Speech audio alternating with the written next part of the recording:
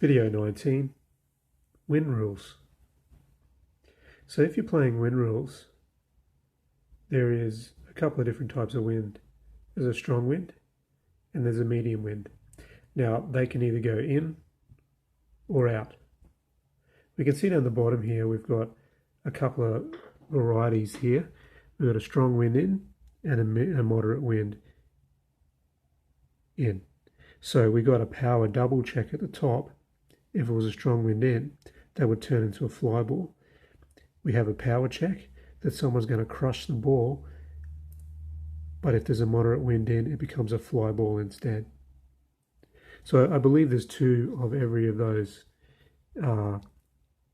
cards. If the wind's blowing out, a normal fly ball will turn into a power check. See, that's a strong wind out. Strong wind out, power or double check. Then we have a moderate wind out. A fly ball would turn into a power double check there, and a moderate wind out would turn into a power check there. So obviously, if you've got a strong wind, a moderate wind is also included in that. So there's 4 cards here,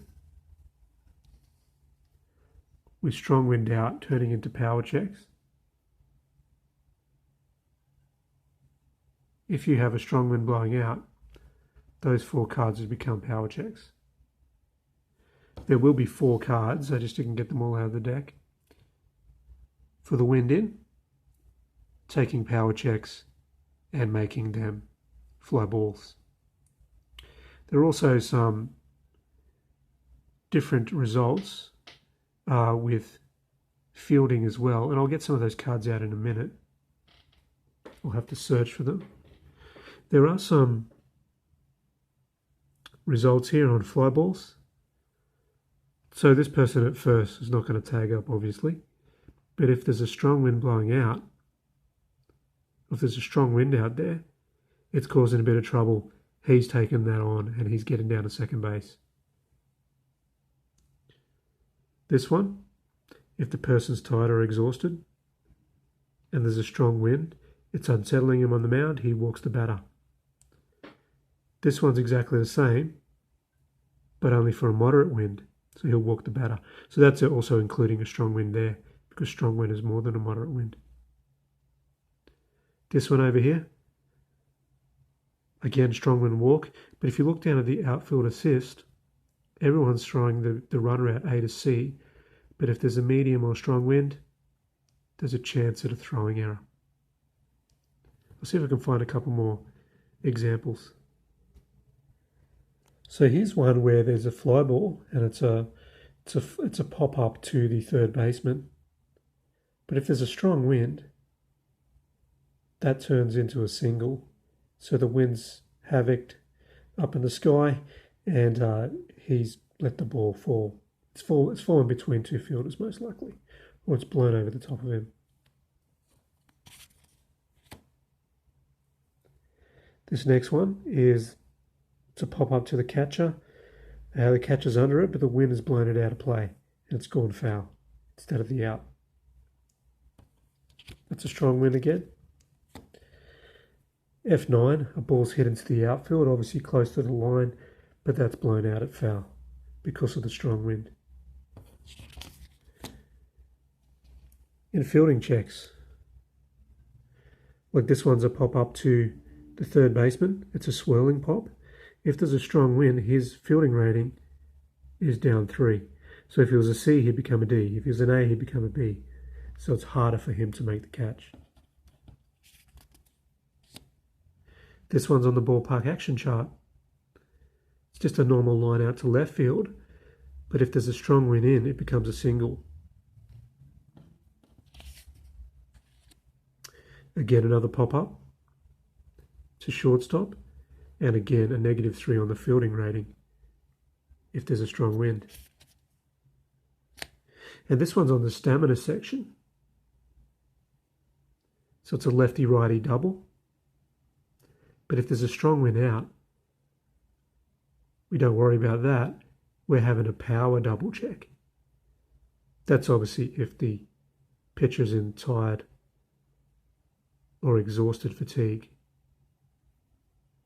So there is no set rules of how to determine if it's moderate wind in or out, strong wind in or out at the current time.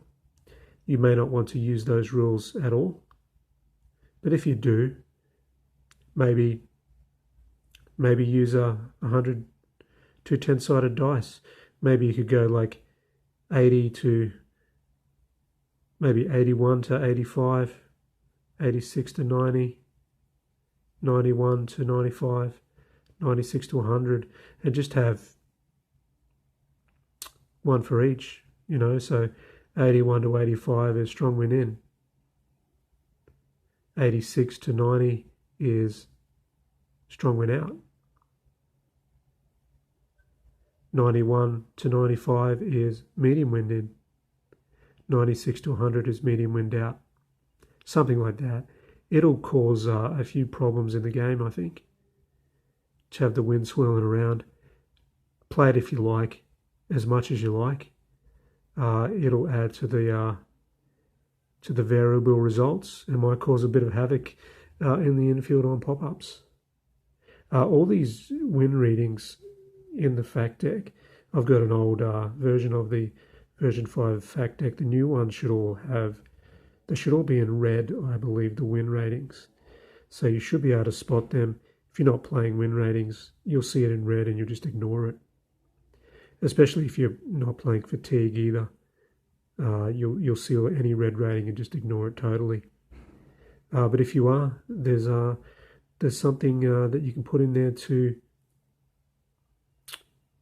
aid in the gameplay, and it's obviously going to cause a few more homers to go out if the wind is blowing out, and a few less homers if it's blowing in. So if you know the conditions of a ballpark, how it usually plays at a certain time of year, you may want to give it a greater percentage of having wind blowing out or the wind blowing in, etc. So it's all up to you how you want to play that.